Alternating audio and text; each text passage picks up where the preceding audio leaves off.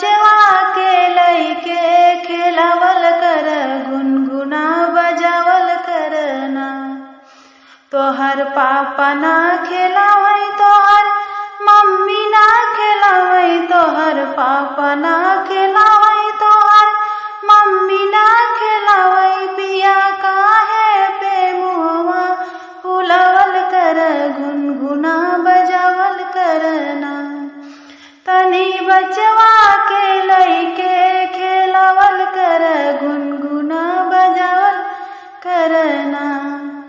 तनी बचवा के लइके खेलावल कर, गुनगुना बजावल करना।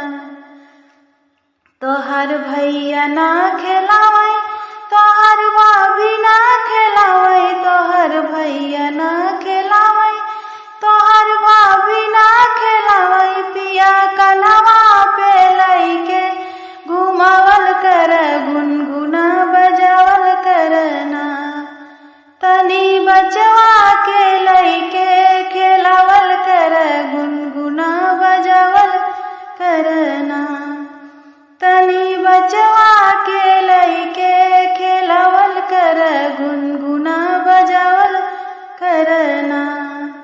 छोटका देवर ना खेलावई, छोटकी ननदी ना खेलावई, छोटका देवर ना खेलावई, छोटकी ननदी ना खेलावई। पिया कमवा में हथवा बटावल कर, गुनगुना बजावल करना।